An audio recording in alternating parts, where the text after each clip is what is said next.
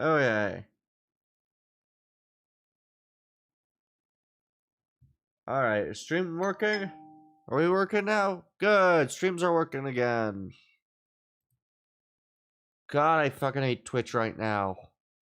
Or I don't know if it's Twitch or if it's fucking Streamlabs. One of the two's fucking everything up.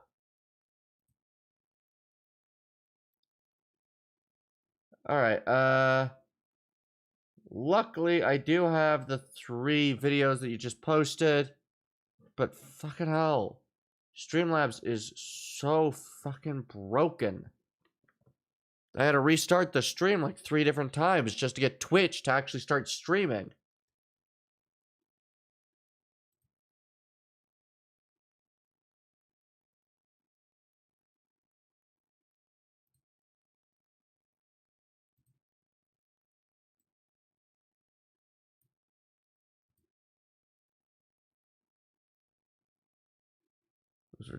It's ridiculous. Okay. Let's get these. Wait, what? Are these not the same thing?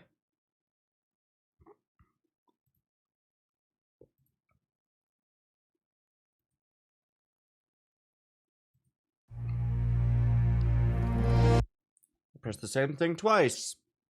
Really not doing great. Okay.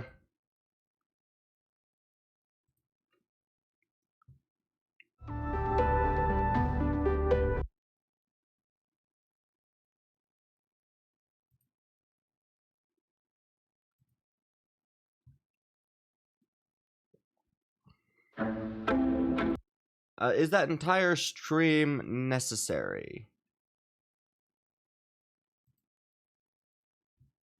Or... Shut up! Yes, but you can do it next time. Okay. I'll try to do it next time.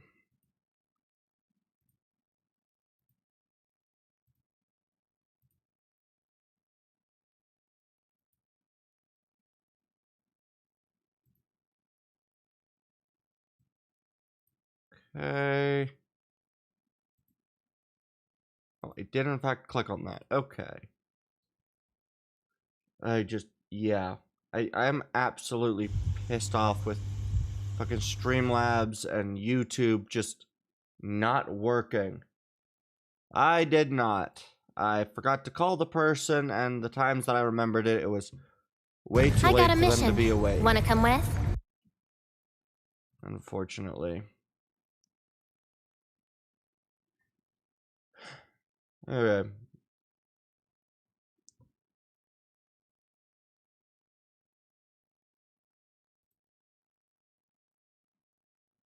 Sir!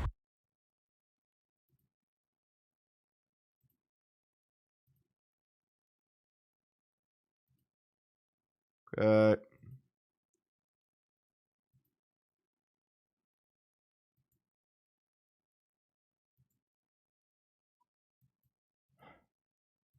And I'm gonna have to fucking send the fucking requests because I friggin' accidentally got rid of my main tab.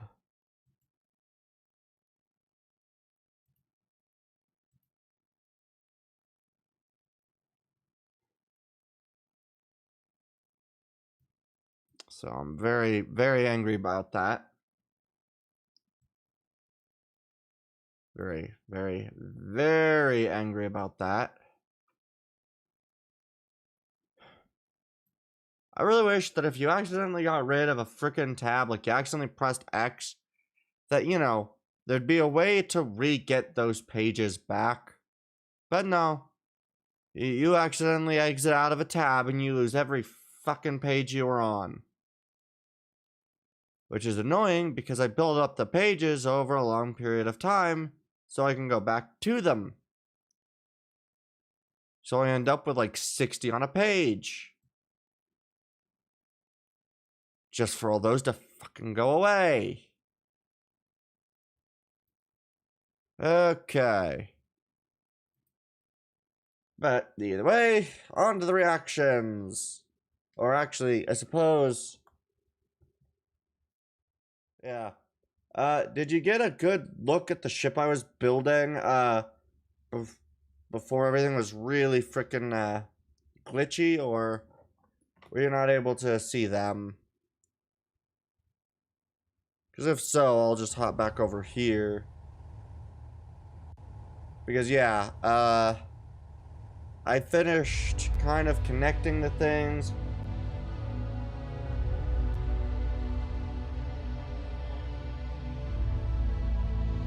Yeah. Well, that's the bit. Like, if I, restart my computer, it'll say, oh, browser, closed unexpectedly, but not the window. If the window closes, it doesn't seem to actually care.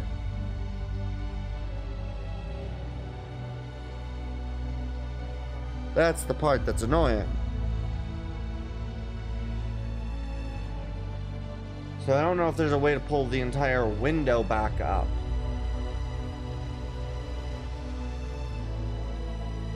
I could type again after eating. Yeah, okay. Well then, I will show off,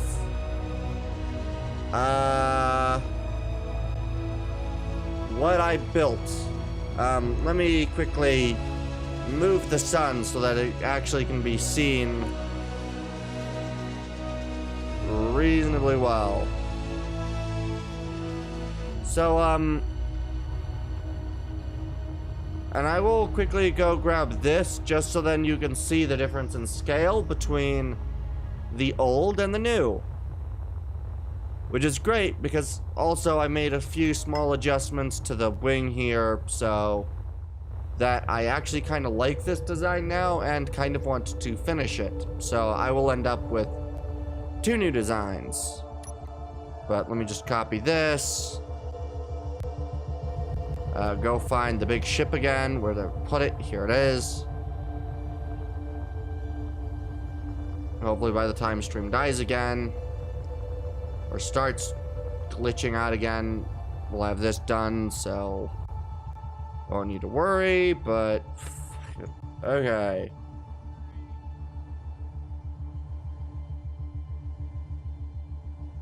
Okay, we'll just say this is fine enough.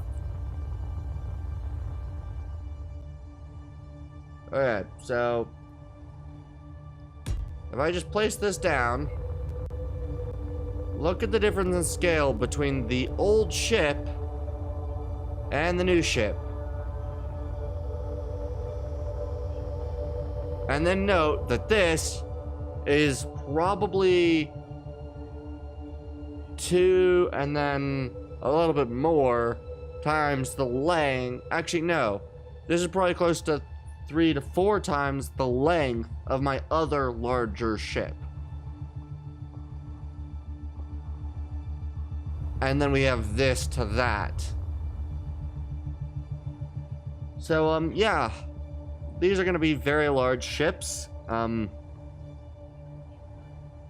do greatly enjoy how both of these look like they can be part of the same faction without necessarily getting rid of any of the work I did on either one of these. So as long as I simply add in a little bit more on the sides here, then yeah, the actual width of this doesn't look as out of place. And if I do similar at the back, voila, it ties it together better instead of looking so out of place. And yeah, you can very clearly see the size difference when looking at it above. So, yeah. I'm surprised I got that much done in, I think it was about 3 hours. 3 hours to get the skin of that big one all finished, more or less. At least the skeleton of it. If I remember correctly, it is I believe, 266 large blocks long, which each large block's about, yeah, I believe it's 266 large blocks. Each large block is 2.5 meters by 2.5 meters. It's about 88 blocks wide and about 55 blocks tall. So it's taller, roughly, than the other larger vehicle, I think, is long. So yeah, that's the ship. Welcome to this ridiculousness. I can't wait to finish it, but that'll be for another time. On to reactions. Yes. Yeah. So I got that. And I started building this all because I started watching frickin' people talk about the Ahsoka Season 2. Which doesn't come out until January, so we still got like over 4 months. Yeah. But greatly enjoy that I managed to make it.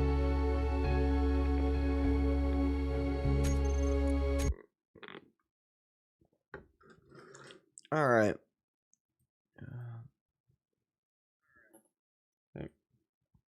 Alright. And on to the reactions now. So this is titled Nagnaku's There. It's an Arknights thing. Hopefully volume's not too bad for everybody.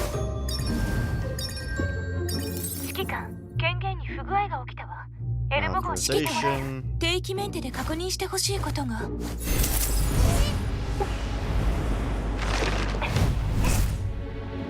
Okay.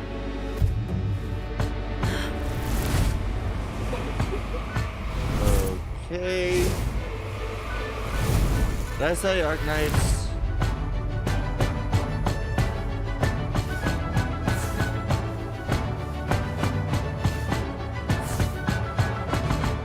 Girls from mine is Exilium. Alright then. このシミュレーションのダメか。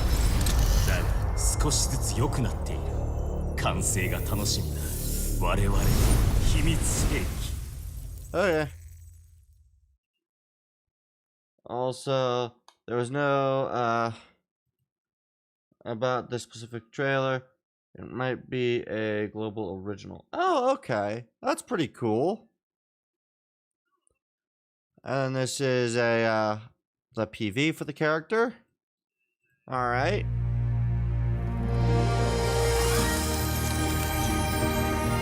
Shikika.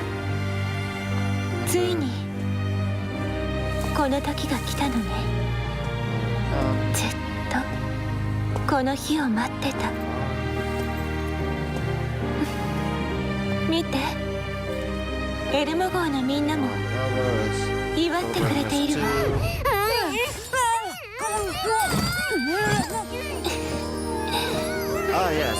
ほら、そんなに硬くならないで、ちゃんと見てたわ。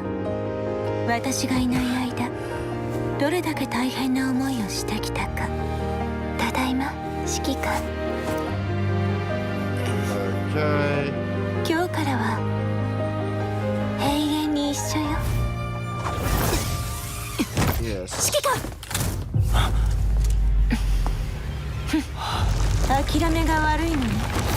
あなたもターゲット確認。邪魔しないで。今が勝機。I'm certain I've seen all of this. Like, I know I've seen this one before.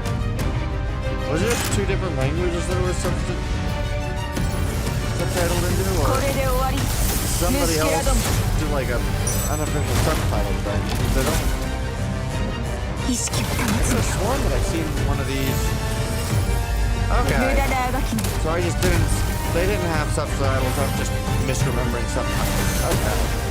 I know I saw it before, I think a few times, but I just couldn't remember what the difference between the other few times were. Because I think I saw it like twice on one of the days. 綺麗な花だったのに。でも大丈夫。私たちにはまだ時間がたっぷりあるのだから。やっとあなたのそばに帰ってこれたわ、指揮官。Ah, yes. The, what is that? That's Groza, but not Groza kind of thing. Right? Yeah. Alright, that's the very long stream, which I don't really want to watch tonight, because if I watch it tonight, that'll be the only thing I watch tonight.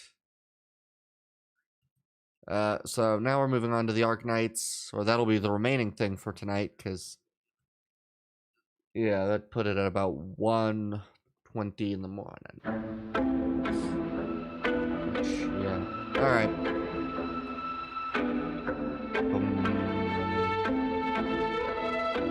This is the crosser.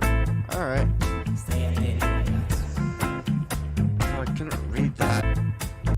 Has long since ended, but new possibilities are quietly taking root. What's that? Carnival? Carnival? Carnival? Okay. Whose body was taken in by Darcher after beating her. The girls we have on the Elmo is the backup from before that mission. Okay. Right. I kind of remember that. Alright. Money, fame, honor, everything. Oh, for fuck's sake. I really wish that these didn't go by so quickly.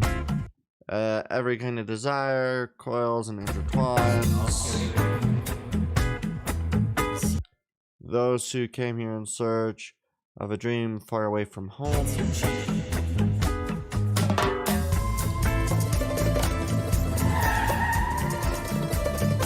Those forced to shoulder responsibilities I had never imagined.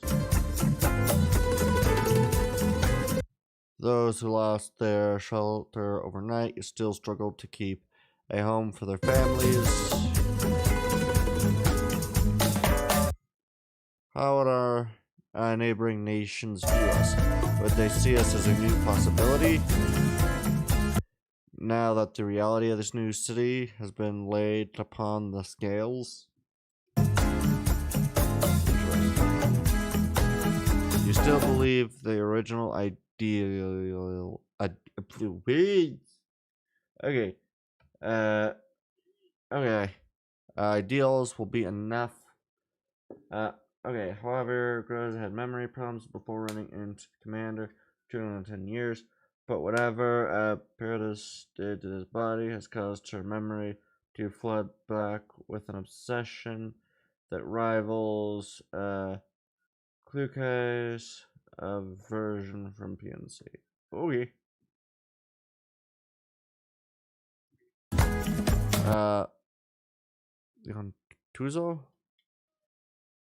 Leon Tuzo? I don't know how to necessarily say it. I assume that's close enough. Does this mean I can apply to start an orchestra on Rhodes Island, Doctor? Okay.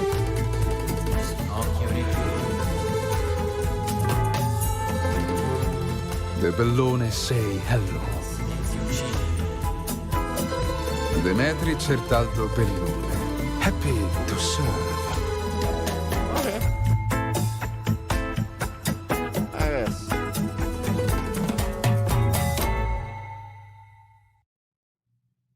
Alright then.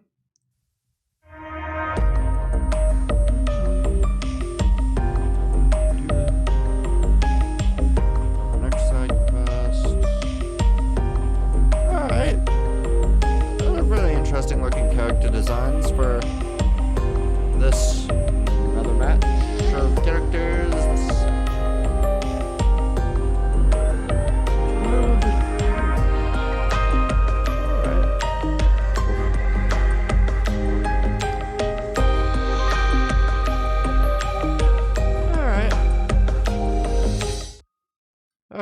That was pretty interesting.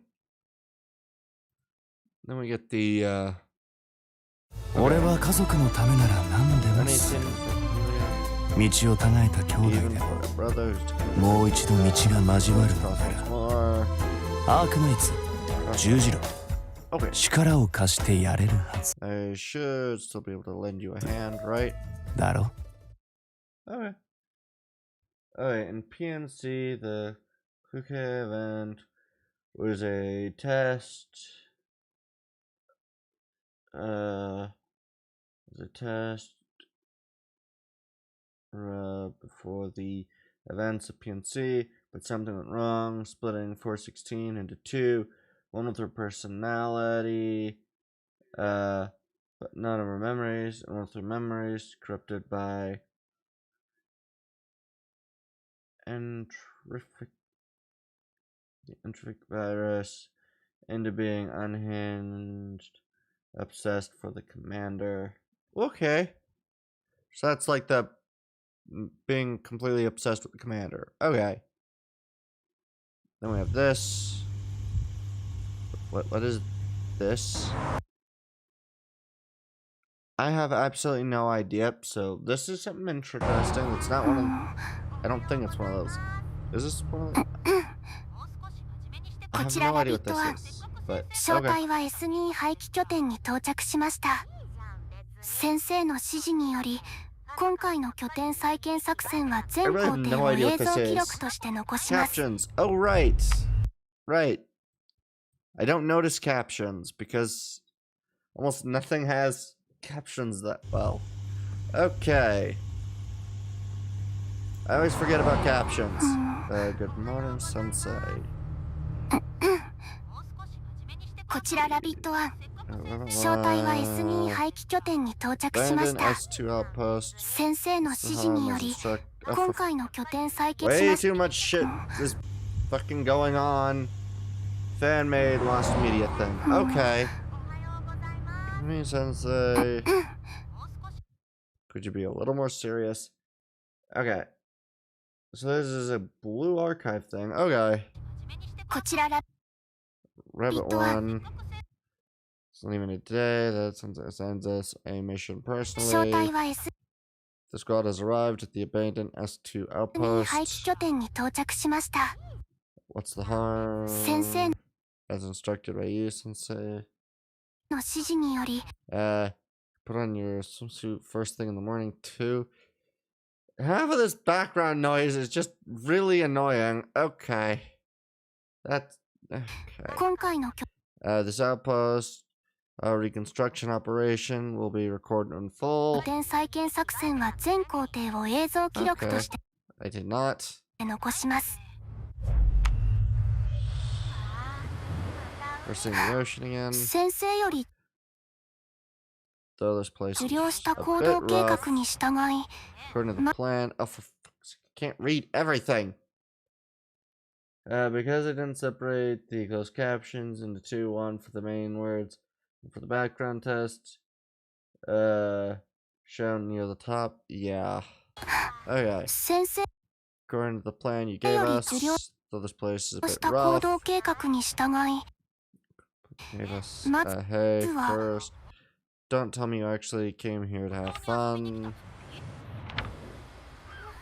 There are so many seabirds. 拠点周辺区域の We will clear the area surrounding the 清掃 outpost. およ I have a bad feeling. I think that was said. I have a bad feeling about this, and remove any hazards that could interfere with our stay. び中流に支障を及ぼす可能性のある危険物の排除 I で just- す。 I could see part of that. Okay. SRT It appears our SRT as seniors were stationed here for quite some time の as 先輩 well. 方もここにはかなり長い間滞在していたようです。これ重すぎない？ This thing is way too 用 heavy. のペグ Good 持っ thing て we きて brought the 正 sand 解だった。 anchors. これまだ使 Can え we る still use this? 潮位上昇時の The 水際 tide 線は line 確 has 認済 been みです。 confirmed. 当面の間 For 全 tonight, 員 everyone こ will ちらの stay 仮 in the 設テントで temporary 待機しま tents. す。 Okay, the third from the top, a cave in. You're going inside. Third from the top. This one right here. Sure. Okay. And then I'll send that to you when I go to look at the other stuff on the Discord. Okay.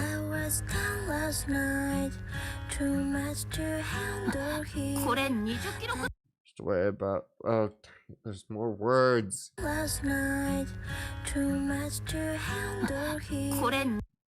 has to weigh about 20 kilos, which would I think be about. A kilo weighs, I think, 2.2 pounds or something like that. So that'd be about, what, 44 pounds or something like that. In case you missed the pause, time it. It's a really smart way to do that instead of doing that. I don't know. Okay. Lucky. Oh, so my head is fading now.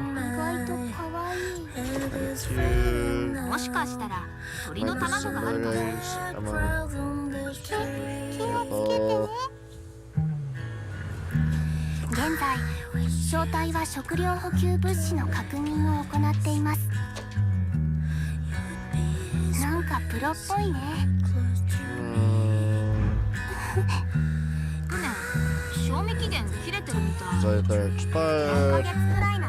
They're only 4 months past the date. They're fine. 44.9 pounds. Yeah.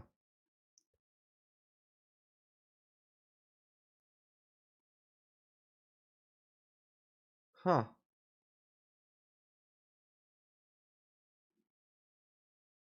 Huh. That's very interesting. So the arrow keys show up properly on the Twitch dashboard, but then on the but then on the frickin' like the greater than and less than sign keys show up properly on the Twitch dashboard, but then on the Streamlabs thing, it shows as I think that's what it's not the @ symbol, the and symbol, I believe it is. IT and GT is how it shows up in the frickin' that screen. That's interesting.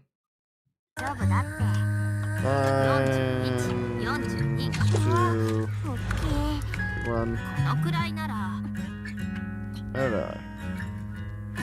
I'm just gonna accept that I'm probably gonna miss some of this. Huh?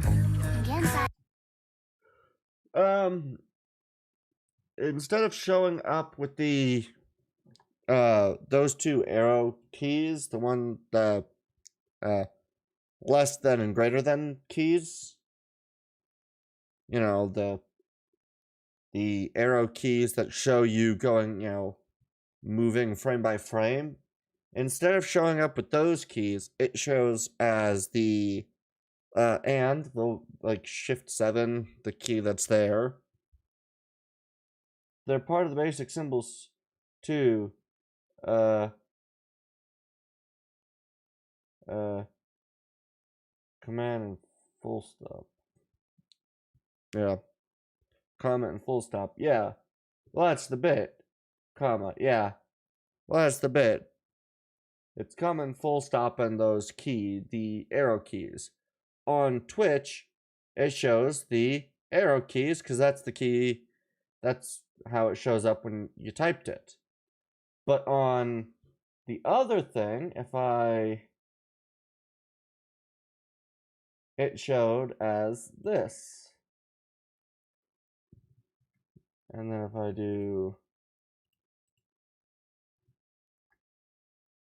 it showed as that. Which I hope showed correctly on the Twitch side. Yeah. It showed up like that.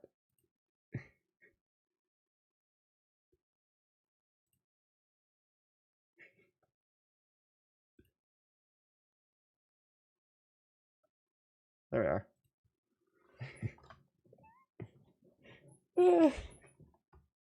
Yeah. The URL code for them. Yeah. I just think that's kind of funny because that's how it shows up on the Streamlabs thing. Unicode. Yeah. I just find it funny that on Twitch it shows the correct thing, but then it shows up like that on Streamlabs. Windbreak, 2 characters.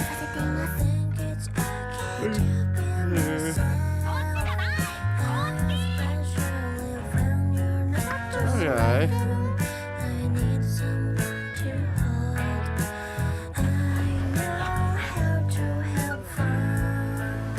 今日は高温環境および水辺での適応訓練です。ちょっとみんな気が緩みすぎ。4日目の訓練終了。も家の水鉄砲は一時 Okay then.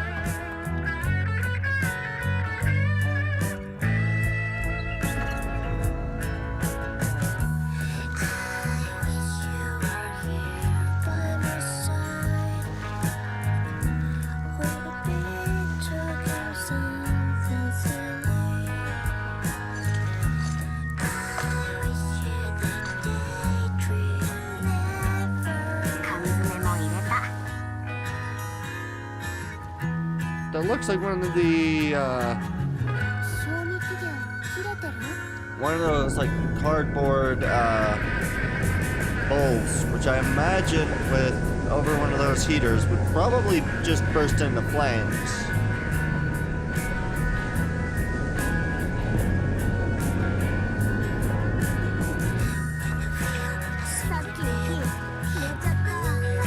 Out. Mayhaps, yeah. 今ちょうど火がいい感じ。今のうちにやろう。こ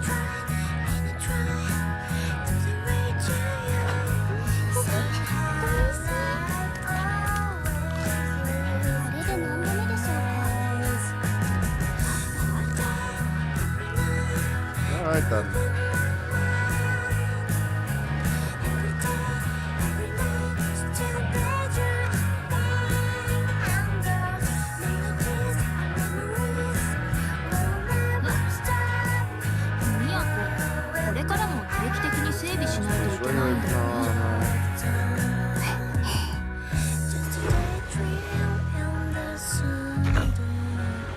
Okay then. 作戦無事終了。 Okay あり then. がとうございました、先生。 It's a very odd thing. I'm gonna move over to the last. Oh, this is only 16 I got seconds. a mission. Okay. Wanna come with? No, no need for teleprotocol. I prefer the drop pod.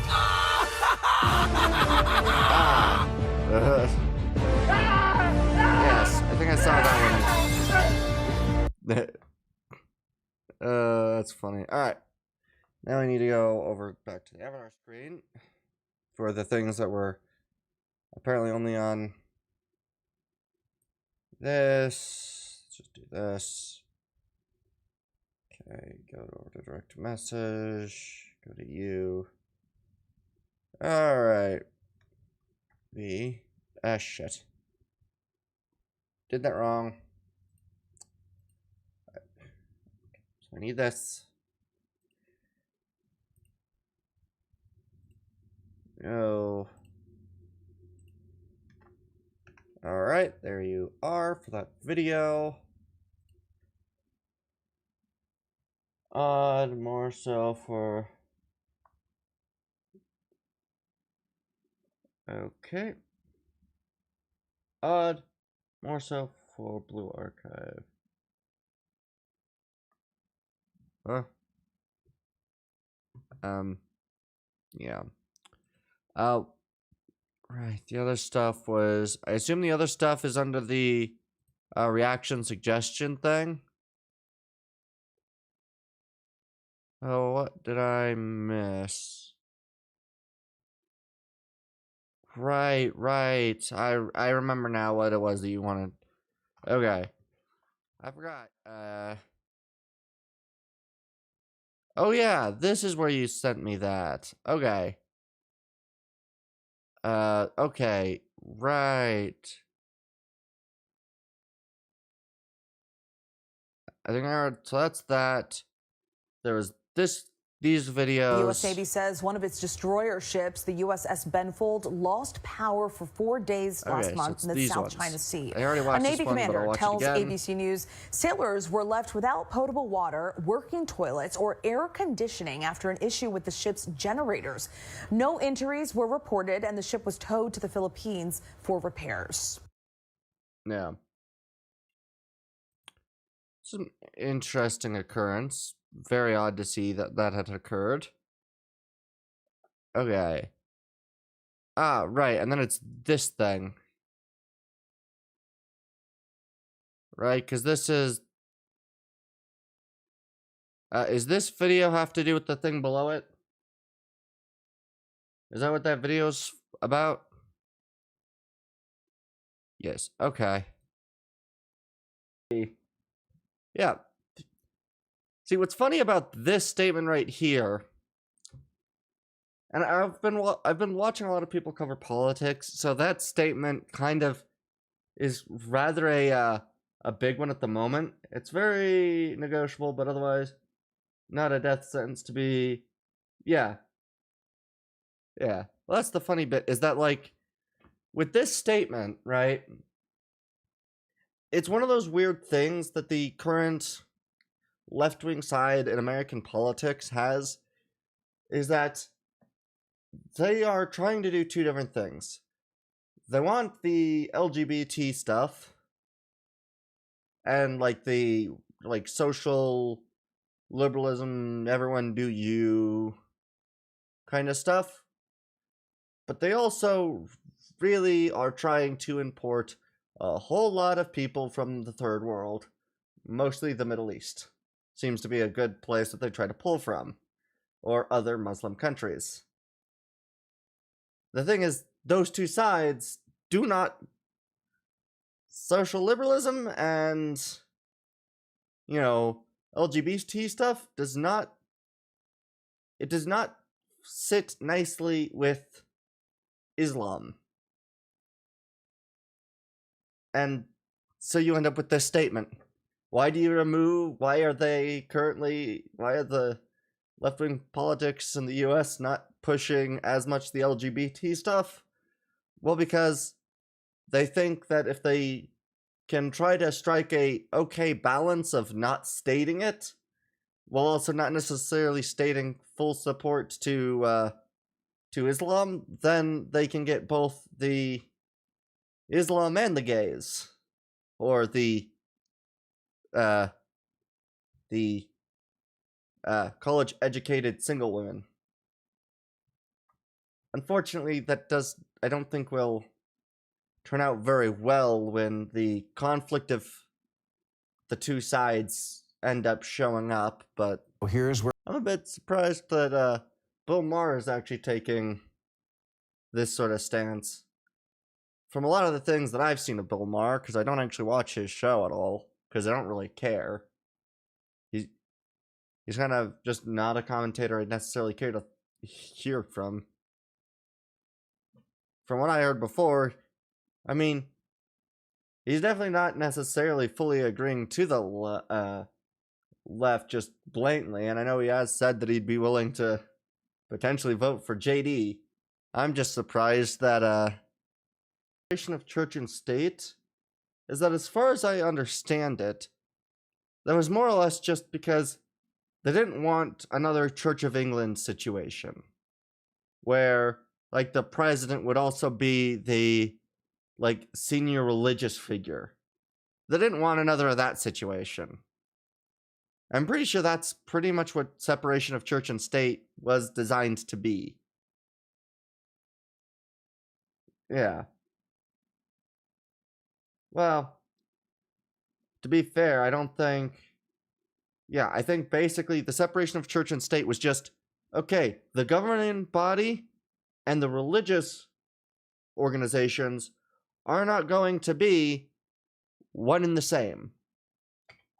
You have the Anglican Church, in which the king is the head of the Anglican Church.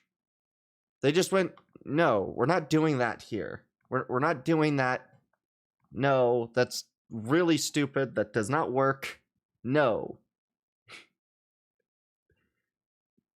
And that's literally, I'm pretty sure, what the whole separation of church and state is meant to be. And yet they end up with, oh, that means no church to the, like, no religion to the country. No. Because for a good chunk of the United States history, it was just half the people who came from the frickin', like, who came to the New World were Christian. And therefore, the country stayed Christian. The founders were more or less Christian. I mean, Christian in the even broad sense of just, do you follow the basic doctrines of, do you believe Jesus died on the cross for your sins? It's a pretty broad statement for essentially more or less what makes a Christian for the most part.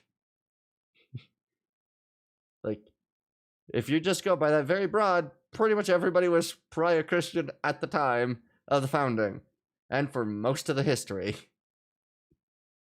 So it's not like the whole separation of church and state really was much of a thing, because everyone still went to, the Bible is the value system of the United States, was kind of the, well, that and, you know, tossing the gays off roofs.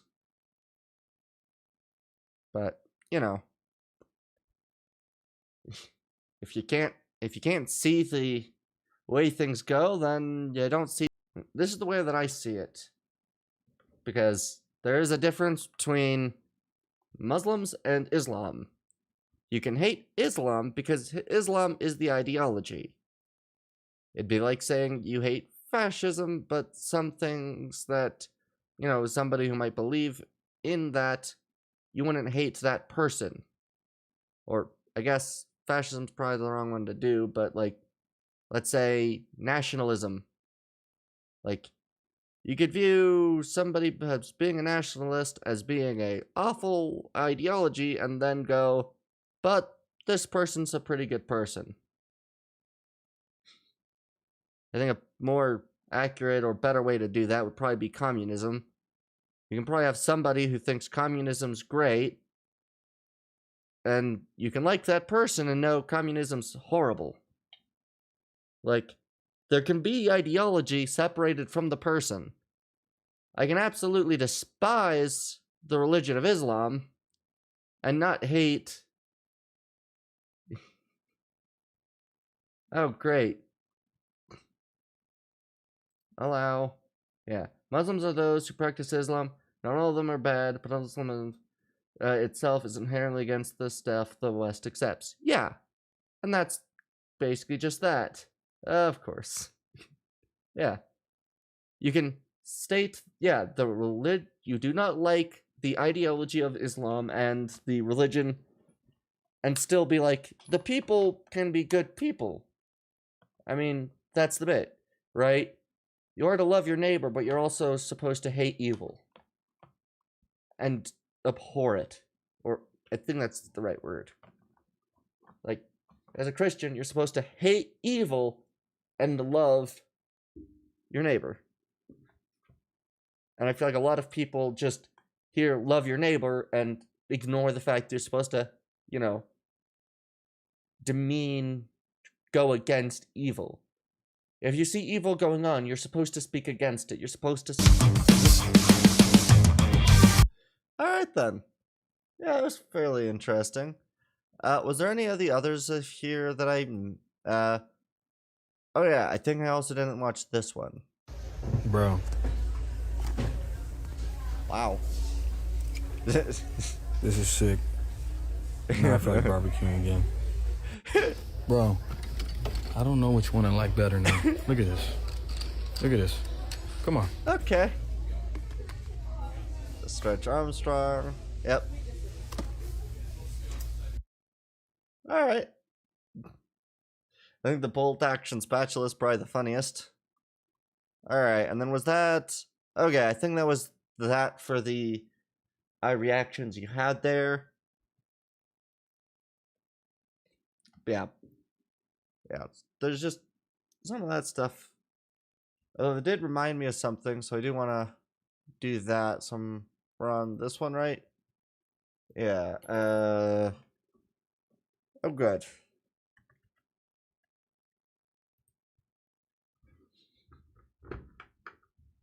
I think some of this is kind of funny. Some of this person's content.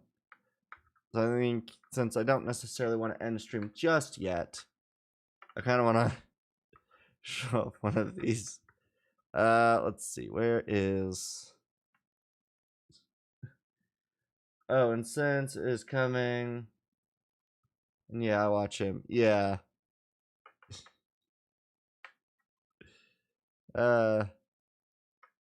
Yeah. I think I've seen a few of these. Yeah, I think we'll go with this one, and then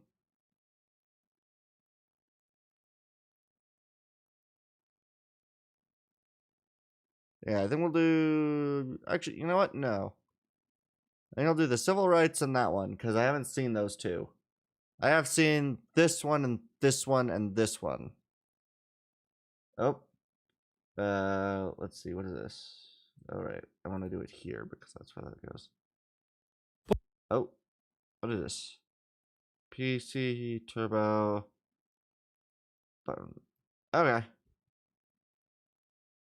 All right, so we'll do with that. Yeah, we're gonna watch these two, I think. Just because the Civil Rights Act is lauded as the crowning achievement of the civil rights movement that finally ended legal racism and brought about equality for black people in America. But today, America is still accused of institutional racism, key liberties such as freedom of association were sacrificed, and racial tensions are rising. So what happened? In this video, I will go over the Civil Rights Act and give my honest thoughts on its consequences. And if you enjoyed the video, consider subscribing. It helps the channel. This one, one of the goals of the Civil Rights Act was to oppose Jim Crow laws that often forced private business owners to segregate and not service customers on the basis of group identity. This is a fair goal. Jim Crow laws were a flagrant breach of freedom of association. That is, the right of an individual to choose with whom he shares company and does business with, free from coercion. But instead of defending freedom of association, Title II of the Civil Rights Act instead mandated that an individual must do business with customers on the basis of identity, or suffer consequences. It's the same violation of liberty as Jim Crow, just in reverse. Why wasn't upholding freedom of association enough by itself? On paper, the idea that private owners were now forced to not reject customers on the basis of identity sounds good. An end to the irrational refusal to service people based solely on the color of their skin. But things are rarely that simple. No. Economists have long argued that it is unnecessary to force private businesses to desegregate because the market already provides the proper incentives. I think, as it stands now, I think the main bit for that is that if you were to not force it, not much would change. But by forcing it, it angers people who think that it causes issues. So by having it, it creates issues rather than removing it and having things just kind of more or less balance out. I think that's about how an irrationally racist owner who refuses customers for no good reason is losing out on business and gets outcompeted by a non-racist rival, thus rendering the clause unnecessary as the market would sort this out on its own. But defenders of the Civil Rights Act argue that despite these market incentives, racist business practices still dominated large parts of America, even in the absence of Jim Crow laws. And they're not wrong. Both sides are factually correct. So what's going on here? There's only one answer. Some people are going to be racists. And you know what? You just don't do business with them and they get less money than those that do, and they get a reputation of being racist. The people who don't want to work with a racist person doesn't get worked with. People do tend to just do business the way that works best. If a majority of people aren't racist, then a racist business, the only customers that are likely to go to a racist business would then probably also be racist. Because people wouldn't probably not want to support the racist business.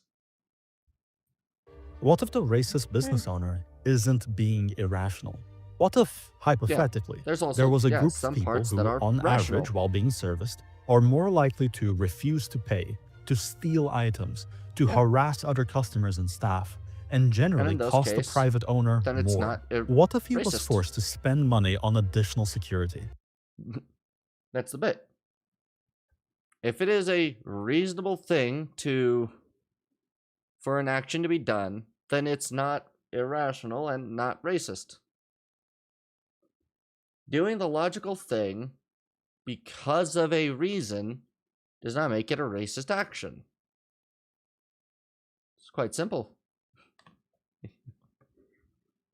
If you look more at people because the general, like if you are more wary of somebody because of a, the way that a group of people act, I mean, frick, there's no difference than doing that than the way that I look at most people, which is, if I look at you, listen to the way you speak, I usually tend to look and listen to the way people speak, and then kind of decide whether I care to get to know this person anymore, or whether I just am going to just ignore them and try to get along as best I can while not interacting as much as I can.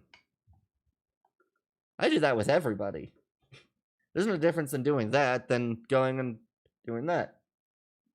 Because, I mean, you can kind of listen to the way people speak, what they speak about, and how they act, and determine whether or not they're going to be somebody that you care to know. It's the same sort of idea of essentially just going, I can, based on what you say, decide you're not likely somebody that I'd want to interact with. And you just don't. Same sort of idea of, you're a little sketchy. I'm going to pay attention to the sketchy person. Specifically to protect products typically used by that certain group. What if the additional business from the honest members of that group wasn't worth the increased risk of the dishonest members of that group? That would explain the situation perfectly. Some of you may counter-argue, claiming that the... Well, you see, in that situation, then what you do, where one group's activity is causing things to have to be overly locked up, such as that, then what you do is you make sure that every time that anyone steals anything, you use the biblical thing. You steal something, you pay back double the price to the person you stole from. Or, the way that I would say it, it acts like a fine. Half that value goes to the state as a fine, and the other half gets paid back to the thing, and you pay double. So, the business, you basically buy it from the business, and you pay the state the same price.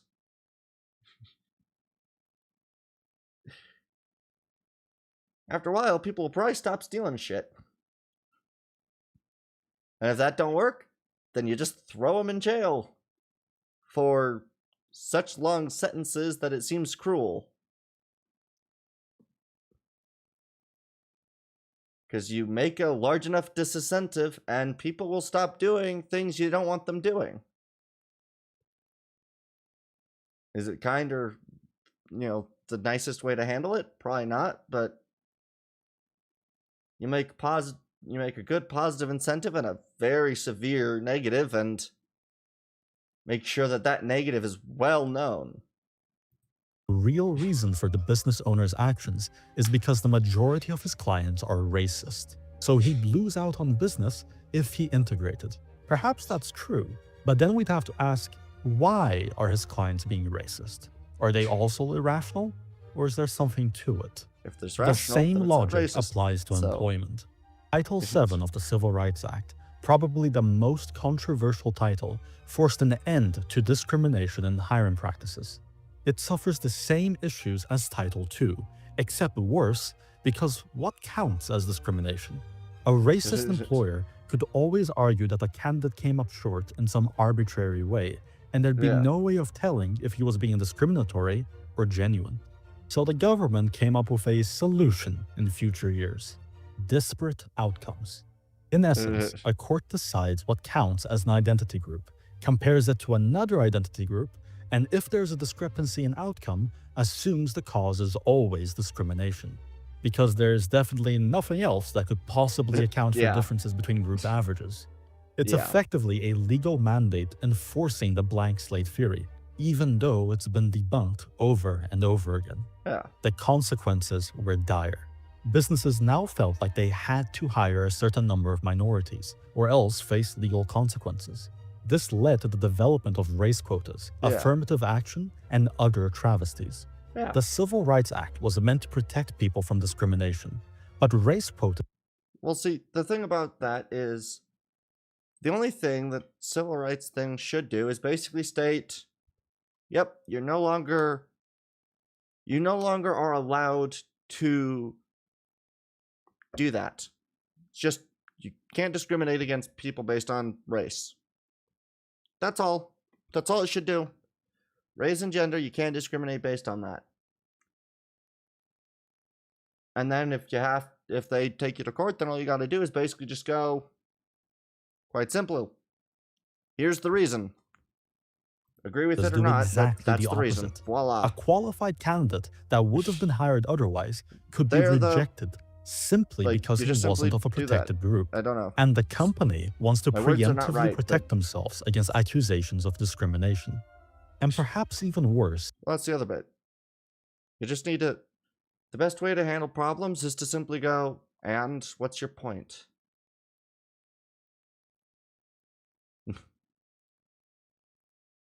It's surprising how easy you can make people who want to fight you really irritated by just going, and so?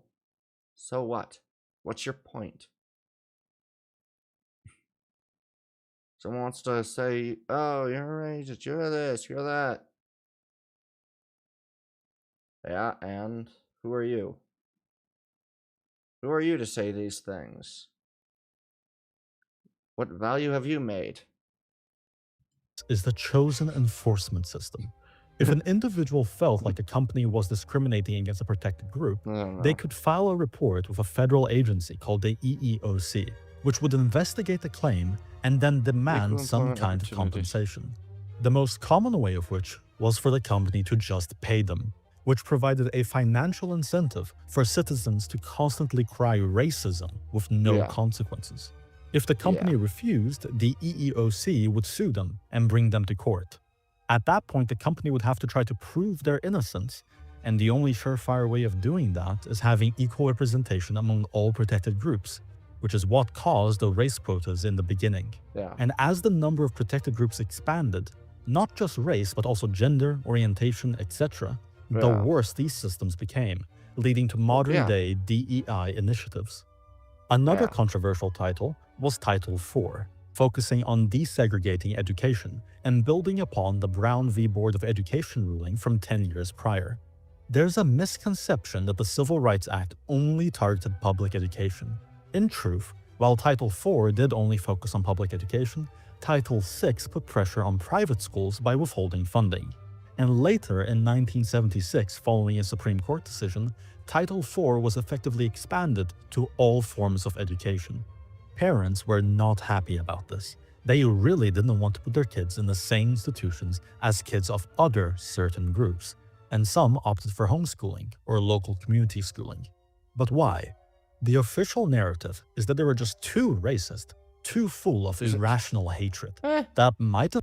I think there was a story that one of the other YouTubers that I watched react to one of his videos mentioned, or it wasn't one of his videos, but they were talking about one of the things that he brought up in one of his videos about, like, the IQ map, where there was one overly disruptive student that, because they were so overly disruptive, when that student finally got removed from the school, everyone else's grades jumped massively, or by a significant amount, because the disruptive student was finally gone.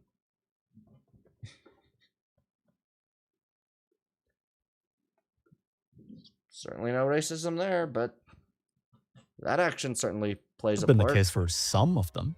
But just like for the business owners, what if there was a more rational concern? Could it be that a certain group was known to, on average, be more delinquent, bully kids more, cause problems, and turn faculties into hotbeds for crime? Could it all...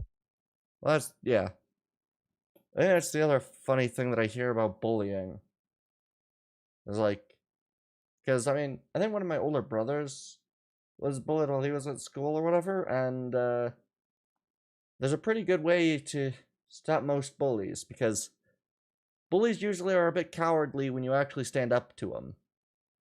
As in, one of the things that my brother was told by my mom while he was being bullied was, essentially, go to all the correct people that you're supposed to go to, try to get them to handle it. If they choose not to, then here's a cast iron frying pan. Put it in your backpack, and if they try to bully you again, state you will use it. Make sure they are aware that you have it. Make sure that they are aware you will use it. You went to the right people first. You know, you went to the principal, you went to the, like, schoolyard guard or whatever it is. The crossing guards. You went to those people. You went to the teachers. They didn't do anything about it.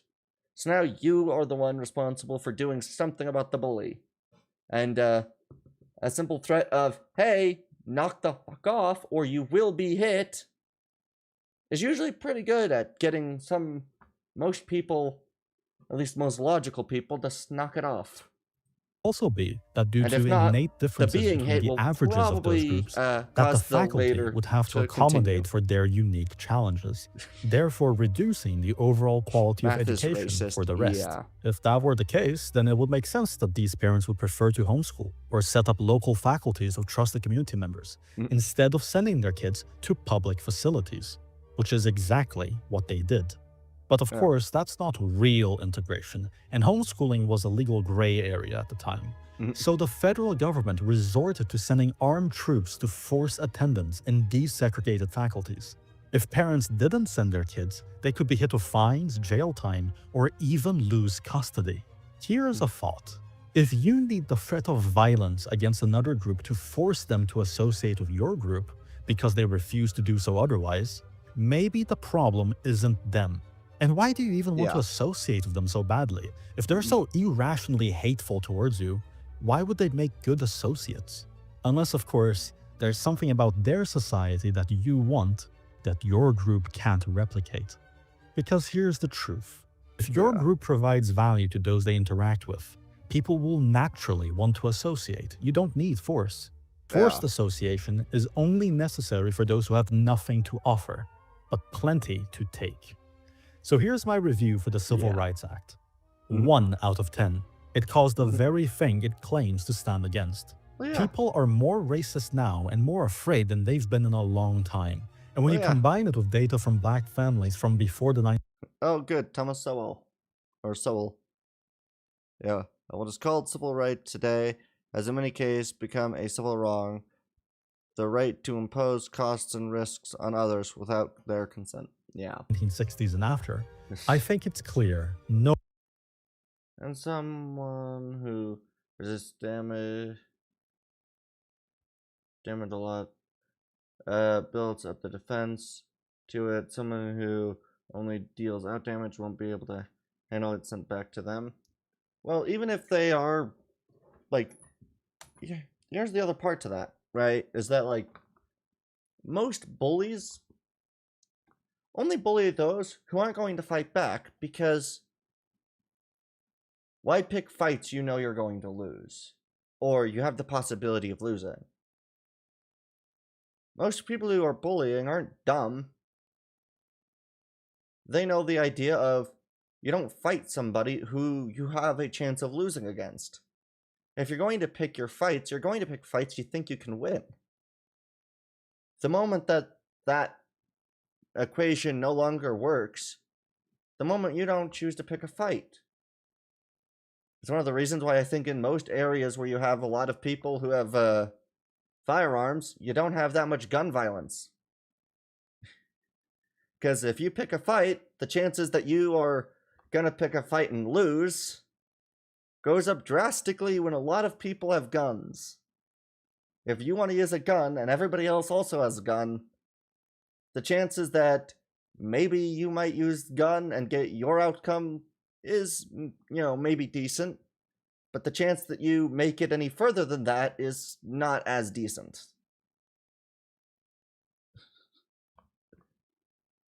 Like, it's just the way that works. The bully isn't going to be a bully if they're pretty sure that they're going to get their ass handed to them. one of this arrangement. Yeah. But, alright. And now back to the, not nearly as, impressive ones. Let's see. Okay. The PC turbo button mystery. Okay. And then we'll watch this. And the other one, I think. What's up with the turbo button on old PCs? What does pressing it actually do? And is it true that turbo mode actually slows down the CPU? Let's try to figure it out and solve the mystery. Oh, one second. I actually want to check something. Because I do have a few older PCs.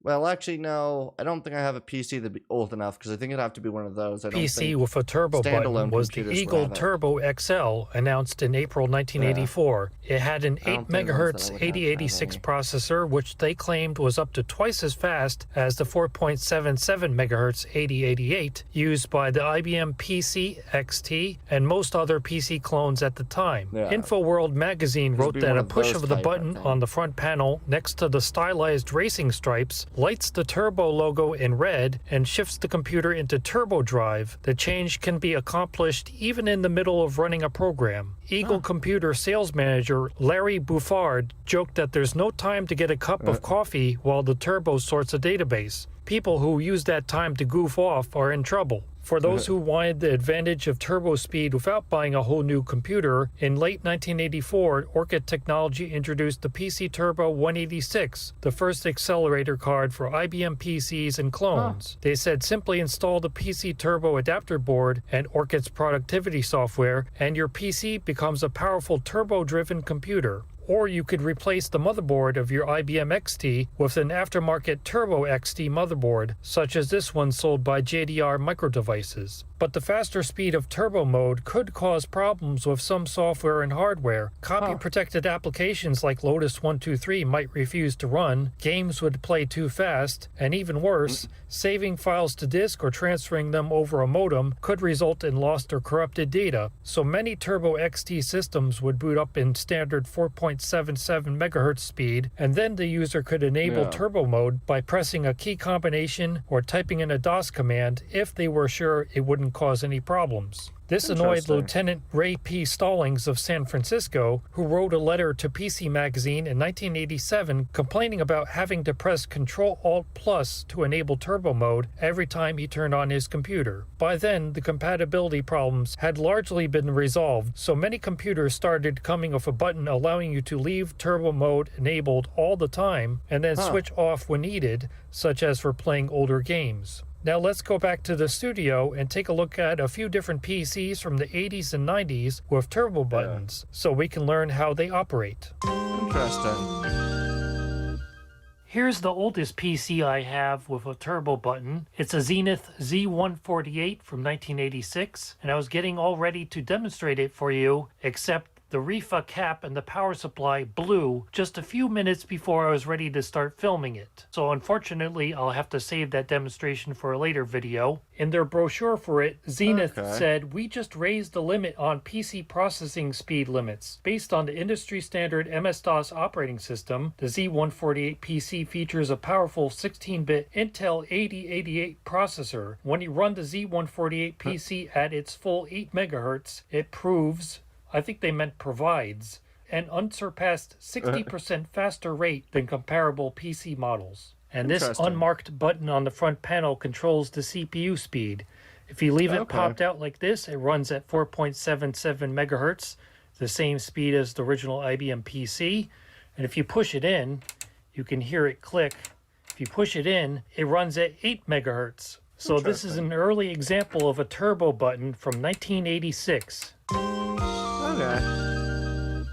Now here is a typical early to mid-90s mini tower PC. On the front panel you can see it has a reset button, a turbo button which clicks in and out, indicator LEDs for power, turbo, and hard disk drive access. A knockout plug for where a CPU speed readout LED would have gone if this was equipped with it, but it doesn't have it, so it's just a plastic panel there. And finally, a key lock, which doesn't actually physically lock the case. Instead, it locks out access to the keyboard.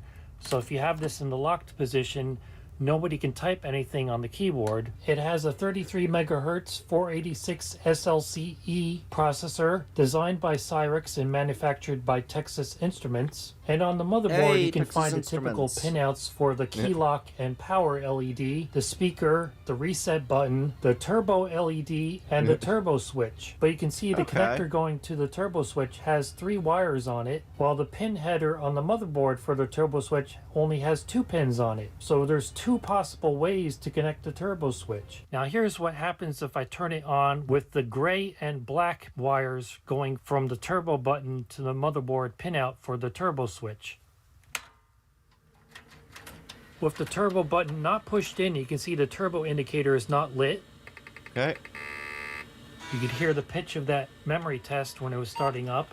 Now, if I push in the button, the turbo indicator LED illuminates, and I'll reset it. Listen to that memory test. Notice how much higher pitched that is? So even just by listening to the ticking noise that the memory check during startup makes, you can tell whether or not this thing is running at full speed or low speed. But just to verify, I'll run a benchmark with the button pushed in and the turbo indicator LED lit. You can see it says 33 megahertz CPU clock, and I'll run the landmark speed test. Alright. And it says this computer performs like 140 megahertz AT with a 95 megahertz 287. Obviously, this is an old version that doesn't properly recognize the 486 SLCE. So instead, it thinks it's a 486DX. So this is running with the turbo button pushed in and the turbo indicator LED lit. And now I'll run that same benchmark with the button not pushed in and the turbo indicator LED not lit. And listen to that change in the beeping. And now it says this computer performs like a 25 megahertz AT with a 62 megahertz 287. So this is with the turbo button not pushed in, and this is with the turbo button pushed in.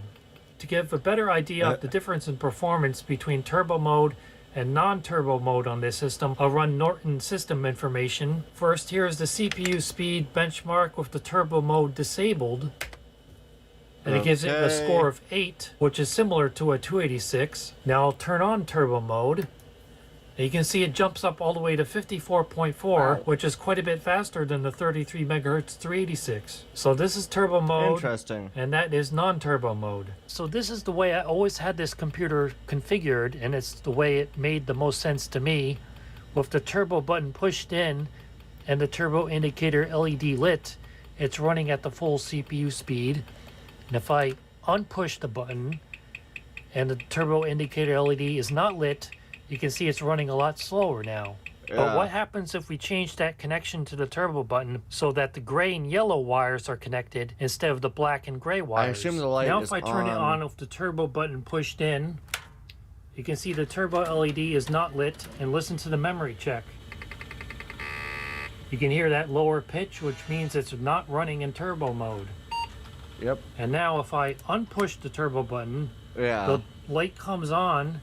Now if I reset it, listen to that memory test again. A higher pitch, which means it's running in turbo mode now. So this is why I think people are getting confused and thinking that engaging turbo mode slows down your computer, because they may have had their button configured like this, where not pushed in is turbo mode, but pushed in is non-turbo mode, which does slow down your computer. And maybe they had a system which only had the button and not the indicator LED.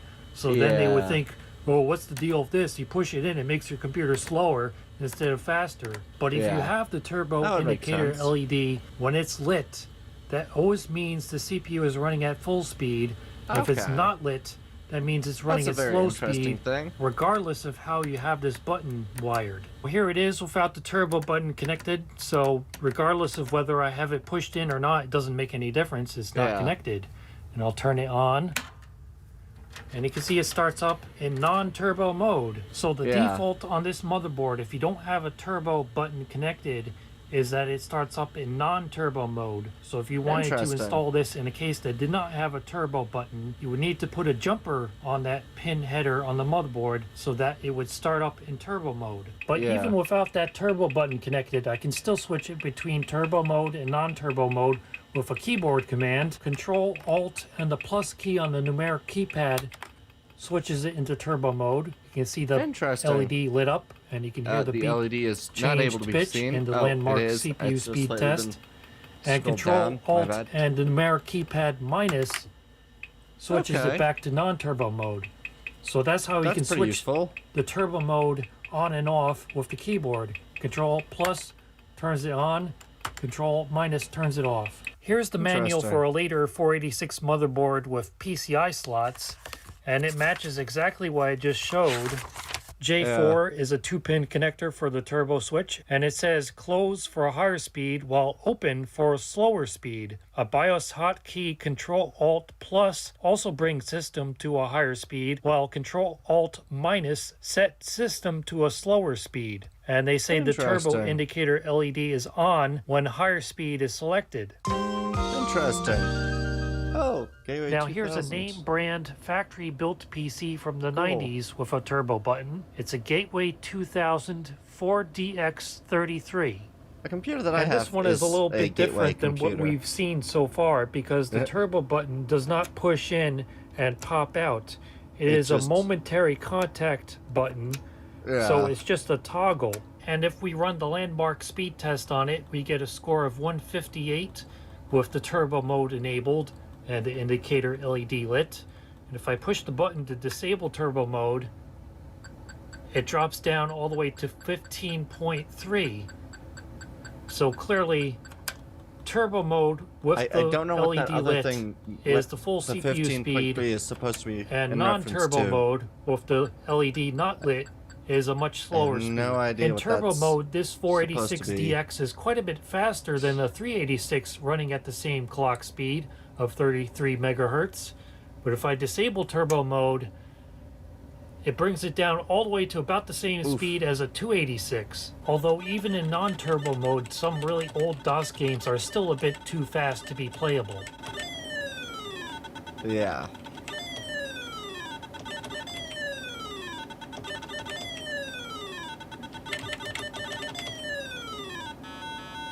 A little fast, yeah. 5X, Turbo buttons 86 and with- turbo indicator Interesting. LEDs started to disappear from PCs by the mid-1990s because by then fewer people still had the need to run old speed-sensitive hardware and software, and CPUs were getting fast enough that even in non-turbo mode, they were often still too fast to play old DOS games from the 80s. Plus, I think it was simply a matter of cost cutting to eliminate a button and LED that few people had a need for. Just like the aforementioned key lock, which disappeared from most computers at the time as well. So, for example, makes sense. here is a desktop PC case from the mid-1990s, which does not include a turbo button or turbo indicator LED. Although unusually for the time, it still has the CPU speed readout, which is a full 3-digit readout on this one, because a lot of these were only 2 digits, and once CPU speeds reached 100 megahertz, all of them suddenly became obsolete. I remember seeing computers which had a 100 megahertz CPU, but only a 2-digit display, so usually they either made it read 99, or they just made it read high for turbo mode and low for non-turbo mode, or sometimes they simply left it blank entirely. However, the motherboard in this computer, which is one of those infamous PC Chips M919 VIP motherboards with fake cache, still has the capability of using a turbo indicator LED and a turbo button. So what I've done temporarily is connected the hard drive indicator LED to the turbo indicator LED pinout on the motherboard. And even though we don't have a turbo button on this case, the keyboard commands I mentioned earlier still work. So if I press Control minus, you can see the indicator turned off because we are now running in non-turbo mode. And if I press Control Alt plus, it comes back on and we're now running in turbo mode again. And if we look at the manual for this motherboard, we can see the default for the turbo switch connector is the opposite of what we saw off that previous motherboard. In this case, shorting the pins puts it in normal mode or slow CPU speed mode, and leaving the pins open. I think they mean open. Sorry, what? Your arms are wide open? Oh, actually, it's pronounced open. Like O-P-E-N? Open. You just gotta really enunciate. Just open. Leaving the pins open with nothing connected to them puts the CPU in turbo mode. So that's the opposite of what we saw before. And this was clearly done with consideration to cases like I just showed, which don't even have a turbo button. So that if you didn't have a turbo button connected to the motherboard and you didn't put a jumper on the pins, in this case it would run in turbo mode instead of running in normal mode. And if I run the PC Tools Relative CPU Performance Index, it gives a score of 226.1. And now in non-turbo mode, our PC Tools Performance Index has dropped all the way down to 19.2. Interesting. The Pentium era was truly the end of the line for turbo buttons and turbo LEDs on computer cases. A few motherboards still supported them, such as the one in this Cyrix 6X86 system. The manual for the motherboard in this system still mentions the turbo LED indicator right here, J3, turbo LED connector, but it doesn't even mention the turbo switch connector, even though they show it on the layout of the board. Most of the time, pressing the turbo button did nothing except turn the turbo LED on and off. It made absolutely no difference in the computer's performance. Or sometimes the turbo button was repurposed for other functions, such as in this case, pressing it causes the computer to go into sleep mode, and pressing it again wakes it up. Interesting. Those are very interesting. Now let's look at something the people who write Wikipedia articles and tech blogs have apparently never heard of. It's called a book. This is Upgrading PCs Made Easy, written by Bud and Alex Aaron, and published by Osborne McGraw-Hill in 1991. And right here on page 11, it talks about the turbo mode switch. It says this is mostly a catchy advertising term, since it does not actually speed up your computer if you press it. Instead, it slows your computer down if you don't press it. And they talk about compatibility with the original IBM PC, and that some computer programs would not work properly if your system runs too fast. Here's another explanation from the book Information Technology and Business Management, written by Dr. Mukesh Dunna. It says turbo switch. If you're using a PC that has two different speeds of operation, then you will find a turbo switch on the front side of your PC. This switch changes the speed from a low value to a high value, and hence the name turbo. Pressing this switch on will result in running the computer at its highest speed. And here in Lesson 2 of the WizKids Computer Literacy Program, it gives a much more succinct explanation. It says turbo switch. Activating this switch will make your computer work faster. And Building a PC for Dummies, 5th edition, which was written when most people no longer had a need for the turbo button, mentions don't forget that turbo button. If your PC does have a turbo button, you might boot your computer one day and find that everything suddenly seems to run slower. If so, your first suspect should be that doggone turbo button. If your PC isn't running in turbo mode, it's forced to run more slowly. And I'm sure some stubborn people might think that these authors all got it wrong. So I found the datasheet for the Intel 486SL microprocessor, and it says right here, turbo mode is defined as the CPU executing at full speed, the default speed for the system. So that's straight from the horse's mouth. Intel says that turbo mode is the CPU executing at full speed. I know the Wikipedia article about turbo buttons is saying that an authoritative source is required. Well, I think this is about as authoritative as you can get, directly from Intel. So if you want to argue with what Intel wrote 30 years ago, go right ahead. But for the rest of us, I think this has definitively solved the... Yeah. That's pretty interesting. Okay, and then there was the last video. Reggie, but the context got genocided. Stolen by genetic material and created People at Makeship have infiltrated my apartment, stolen my genetic material, and created I don't know if I hundreds of actually have clones watched of me Reggie that are conveniently before. the correct size and shape to fit inside of a mason jar. But you wouldn't do that to me, right? Anyway, for a limited time, we're going to be selling then. these Reggie plushies, and I highly recommend picking one up. But Reggie, what can I use this for? Well, I like to use mine as my own personal hostage. You see, he's relatively small, which makes him Okay. very easy to overpower. Oh, right. Captions off. Sometimes I also like to wave a big knife in front of his face. It fills me with a sense of control that I've long since lost in my life. Also, he has Okay. no legs with which to run, no mouth with which to scream, only eyes with which he may observe me perform my elaborate war dances as I prepare to take his life. Alright then.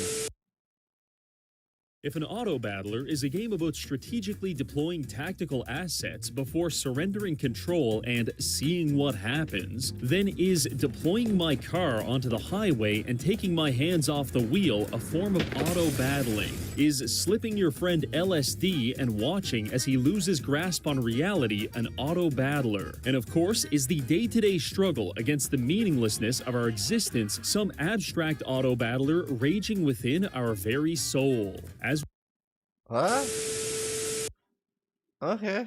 It's 9 p.m. and you're competitively shitposting on Twitter. After a long night of calling people subhuman trash, you head to bed for some much-needed rest. However, you wake up in the middle of the night to find a mostly naked Romanian man standing at the foot of your bed. Dear God, it's Furry Master 914. He must have tracked your IP address and found your house. You're petrified with fear as he approaches you, puts a gun in your mouth, and apathetically asks, "Are you ready to see God?" Wild guess, but I don't think he's going to take no for an answer. This is bad, but it all could have been prevented with the sponsor of today's video, ExpressVPN. A good chunk of these seem to be just ad pieces, or... In this town, everyone's running from something. A some of those were. dead-end job that crushes their soul 8 hours at a time. A broken relationship that screams louder than it listens. Or even an addiction to drinking I can't remember the name of it. just to feel alive. But me, I'm forgot the trying name to of that escape game, something much but different. I'm trying I to watched escape someone an play army it. of killer snails. I watched people play it, but I can't remember. 6 the name years of it. ago, Oh, well. my wife died in a tragic art installation catastrophe. She was trying to hang a piece of modern art, but she accidentally hammered into a high-voltage transformer and exploded. Ever since that day, I have gone to war with the art community, and I never thought I could trust myself. Alright. He does adverts, video intros, and some narrative explanations in all this same way. Okay, yeah. I think a lot of people do tend to do a very similar to hang a painting ever again until I met the sponsor of today's video. Yeah. So a lot of these are just going to be the weird Some way he people did. could afford 100% fresh organic orange juice, but the rest of us had to settle for artificially colored liquid microplastic at half the price. I'm not complaining. In fact, I'm thirsty for more because this achieved by microwaving your eyeballs and overdosing on low-quality crack. In the immortal words of Joseph Diaz, I like my people with a little edge to them. If you tell me you cheat at checkers, I'm in. If you tell me you're a committed heroin addict, I'm in. And if you tell me you suck toes for breakfast, I'll be there at 8 a.m. Okay. 2 years ago, I was a terrible chef. It didn't matter what I was cooking, I would invariably find a way to mess it up, which was typically followed by a prolonged and violent mental breakdown. Every day, I went to war in my kitchen, and something as simple as flipping an egg could take as long as 7 hours and cost me hundreds of dollars. Homemade pasta? I simply don't know where I'm going wrong. I was certain that my culinary bankruptcy would eventually result in my death, until I found the sponsor of today's video, Alright then. A lot of these ads are just like... The main story of StarCraft 2 Wings of Liberty sees you, John StarCraft, on a personal quest in rural Dagestan to kill your own son in order to avoid paying child support. Along the way, you will encounter classic characters such as Good Luck Jonathan and Tokyo Sex Wale. Okay. Would Joe Swanson Family Guy have stabbed Julius Caesar 23 times if he was protected by an honor guard of crustaceans and horny furries? 7 months ago, I began a revolutionary initiative to save the homeless population by getting them horny. It's a long story, and you'll be surprised to hear it didn't work. I failed my fellow man because I left them in the unsavory hands of anime women. Plop, plop, plop, plop. Get pregnant, get pregnant! I mean, who's really behind that camera, Alana? For all we know, it's 3 Discord mods in a trench coat. Point is, if you want to do something right, do it yourself. Which is why I partnered with Alright then. Some of these are just odd. I am a proponent of diversity. I don't think we have enough of it. In fact, I want to maximize the differences between human races until we achieve a fantasy world with goblins, dwarves, and the Turkish. Which is why 7 years ago, I petitioned NASA to slow the Earth's rotation and tidally lock us to the sun, such that America would constantly bask in the sun's radiance, while China would exist in perpetual darkness and slowly evolve into a mole society. I thought that would be pretty interesting. Alright then. 4.5 years ago, I died in a tragic skydiving accident. Long story short, someone replaced my parachute with about 50 collectible Funko Pops, which resulted in what the medical examiner described as an uncontrolled descent. This was an unfortunate outcome, but luckily I was prepared. I had left careful instructions that in the event of my death, I should be medically embalmed with Gamer Supps energy supplements. Okay. 11 years ago, I had a mental breakdown that culminated in me declaring... I honestly feel like a good chunk of these, the context wouldn't help, because a good chunk of these are like the, you know, when somebody just jumps into an ad. So it'd be like, and here's your ad. I doubt that any of these have any context in the video themselves that would make what the fuck he's saying make any more sense than, oh, it's an ad.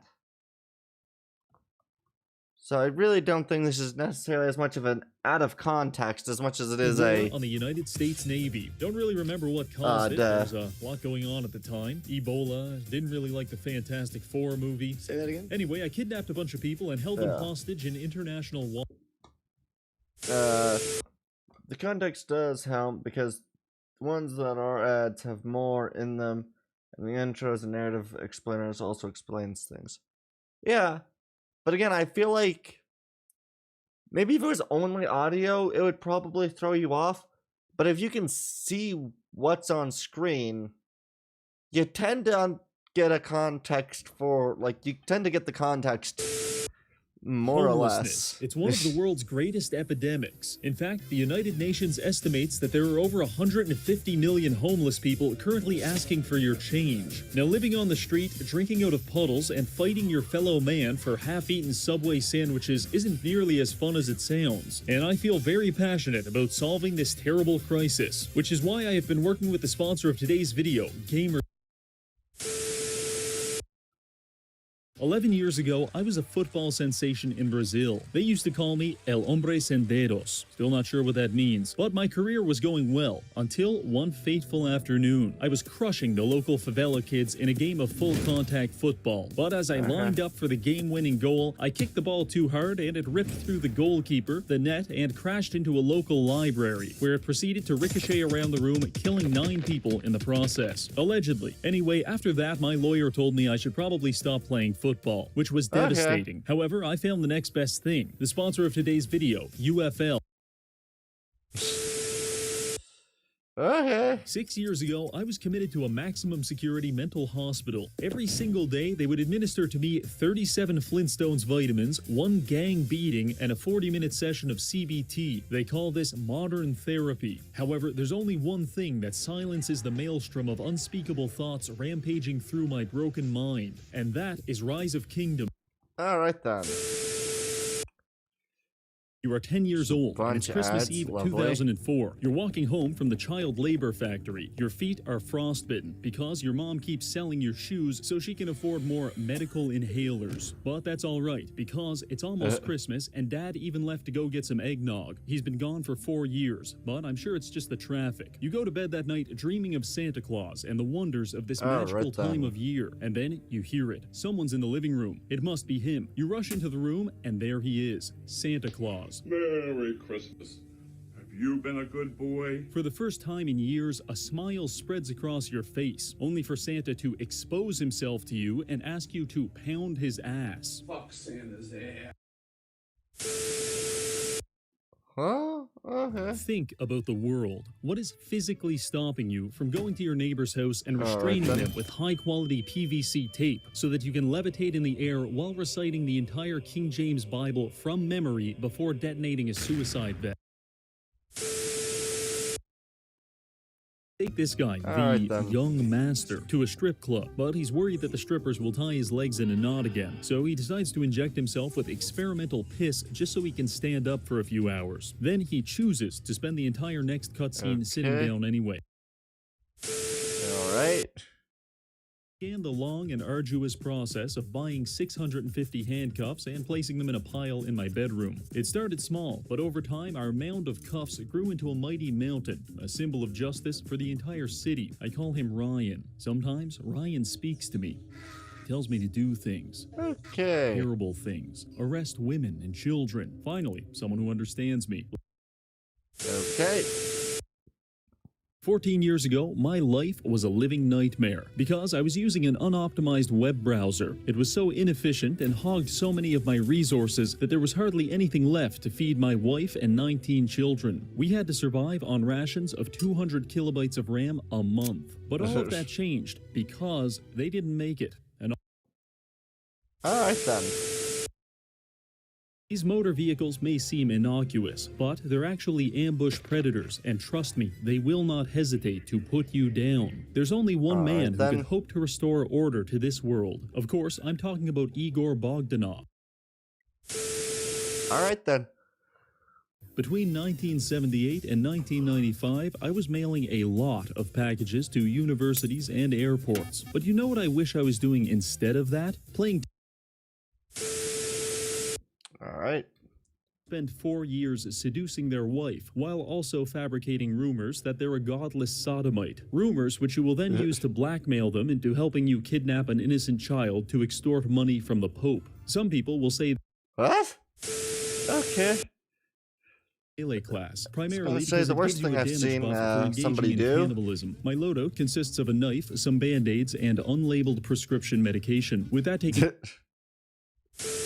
I mean, that's not the worst thing I've seen somebody do. I had already recruited a deranged leper who has conditioned a flock of crows to attack his enemies. The crows pecked and clawed at our adversaries, weakening them substantially and allowing my small collection of spiders to overwhelm them. This is but a fraction of the power you can unlock by becoming senile. 10%. Buy these products or I will show up at your house completely naked, except for the kitchen knives I will have duct taped to my fists. Is that a threat? No, Your Honor. It is a guarantee of physical violence. Alright. Who is Kenshi and how can I kill him? Let's start at the beginning. Kenshi, a game, a lifestyle, a world philosophy. In this post-apocalyptic setting, you can be anything you want and people will still be racist towards you. Alright. Swamp monsters, a goblin shaman that looks suspiciously like Gilbert Gottfried, and our commander, a giant octopus named Kroll. I try not to look at him too much because those tentacles make me act up. Okay. The camera, she jumped over the counter, pulled out a knife, and started stabbing me to death. As if this wasn't bad enough, everyone else in the restaurant also began brandishing knives and chasing me as I jumped from booth to booth, snapping photos of what was sure to be my final moments on this earth. At one point, a man even pulled a gun and attempted to blow my head off. However, he missed and shot an innocent bystander in the shoulder. This was where it got interesting, because this accidental homicide incensed the crowd further, and they entered into some kind of blood orgy and started stabbing each other wildly. I documented the entire thing from behind a couple of booths. Eventually, the mass hysteria became so extreme that it activated the security alarms, and high-powered ceiling turrets began firing into the crowd indiscriminately. Okay. Bruvac after a Magic the Gathering card that I could never afford because he's $40 goddamn. I've even tried asking my sponsors to pay me with this card, but they seem less than receptive. Alright. Rating. To achieve that, we will stop fighting humans and instead focus on killing creatures of the night, such as the Elder LGBT community would refer to as a bear. And much like a burly homosexual man, he wanted to pound my ass. Okay. Been buying, which means I know you have an unhealthy obsession with Rainho and the taste of anime girl thighs. Look, I feel like I've walked in on something and it's a little awkward, so I'll leave. But a large mammal violently chew through my neck veins wasn't considered the highlight of my day. Letters in carcinoma, you can very quickly spell macaroni, and being covered in macaroni hardly sounds like a medical emergency. So see, these are now much more of the out of context. The previous stuff had enough of the ad or other bits in them to gain enough context that it just kind of felt like you just clicked onto a video. Like you accidentally were like held your thing over to see whether you wanted to watch it, and you just ended up clicking on it before the ad. Like that's what half the others felt like. These just feel like you'd have to like click in and just be really from his lower body. The goblin has seriously injured his right eye, upper body, right leg, right foot, left leg, mouth, right arm, and left hand. Oh, and the goblin has fallen over. The first. Wow, that goblin's really been injured. Around this man. And I dream a Goomba is shocking my cock. I didn't think so. We marched. Okay. Let's approximate the water pressure to be about 15,000 psi. This is a lot, but entirely possible. Now imagine a 300-pound woman sitting on you. Now imagine 50 300-pound women sitting on you. Now imagine those 50 women sitting on every square inch of your body. That, my friends, is barotrauma. On to mission 2. Okay. Or Monopoly, shooting people with arrows from the corner of the room is surprisingly effective. Yes, that is effective, yes. Into our base. What the devil? As I grab my powdered wig and Kentucky rifle, blow a golf ball-sized hole through the first man. He's dead on the spot. Draw my pistol on the second tribesman, misses him entirely because it's smooth bore and nails the neighbor's bone dog. I have to resort to the cannon mounted at the top of the stairs, loaded with grape shot. Tally-ho, lads. The grape shot shreds 2 men in the blast. The sound and extra shrapnel set off car alarms. Fix bayonet and charge the last terrified rapscallion. He bleeds out waiting for medics to arrive, since triangular bayonet wounds are impossible to stitch up. Just as Her Majesty the Queen intended. Yay! Huge mistake. I was treating the babies too much like people, when really I should have been treating them like highly enriched uranium. Alright. Conrad to experience 6 million years of human evolution over the course of about 12 seconds. His neurons began rapidly dividing and each of his brain cells swole to the size of watermelons. His consciousness grew to multiversal levels and he witnessed the dawn and destruction of humanity millions of times across all dimensions. Every fiber of his being screamed out as he slowly dissociated from this corporeal realm. The human vessel was not meant to contain this much power, and Conrad is transforming into something much more. Conrad is now retarded. Okay. 2.0 mod, we have an array of torture methods that would make even the CIA blush. For example, we could disfigure our patient with acid, but even I'm not that cruel. Instead, I opted to replace all of our patient's limbs with wooden logs and lobotomize. Yes. Research scientists furiously folding and unfolding the same piece of paper in an attempt to extract some arcane knowledge. In time, we managed to discover some basic human necessities, such as power generation and chlorine gas. Alright. But I have herpes. Next nightmare creature. Honestly, I was hoping to avoid this one because it is undeniably the apex predator of Nightmare Kenshi. We tried to run, we tried to hide, but in reality, none can escape Thomas the Beak Thing. Okay. You don't know, right? I just came to I check. really want to know what it's okay. what Kenshi Go is back to now. sleep.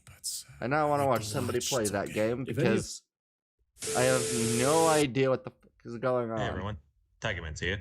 Hope you enjoyed the video. I had a lot of fun making it. Try to subscribe to Reggie. He's a great inspiration for all the stuff I do, the various nonsense and tomfoolery. If you like the video, like, subscribe, all that dumb stuff. Okay. Okay. I unfortunately cannot watch the new video. Okay. These will be added to the queue, but I cannot get to them tonight.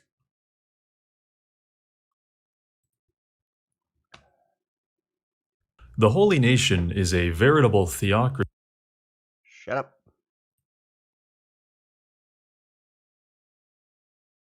Oh, there's 3 videos there. The Holy Nation is a Look veritable... into that video.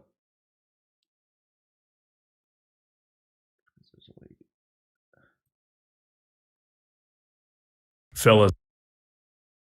Okay, is this all of just Reggie... Kenshi? Is that all that is? Because if so, I'll just... select the frickin' playlist of Kenshi. If that's all that is.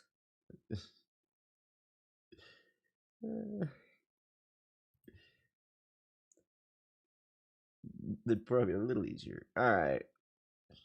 Fellas, I don't know how to say this, but... Shut up. Alright. Yeah, we'll not be able to get to these tonight. I have searched long and hard for the moral...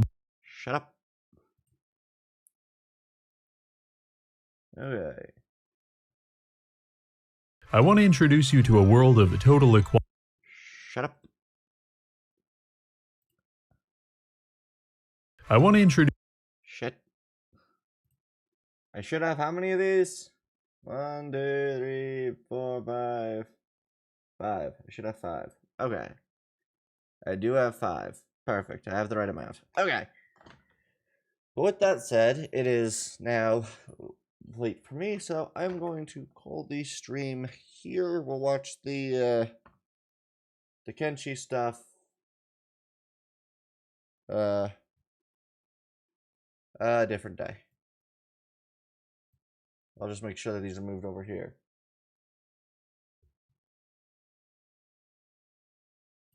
Okay. Okay. Well, we'll watch. I'll be able to watch these later. Don't know if we'll do it on stream, but we'll check these out later.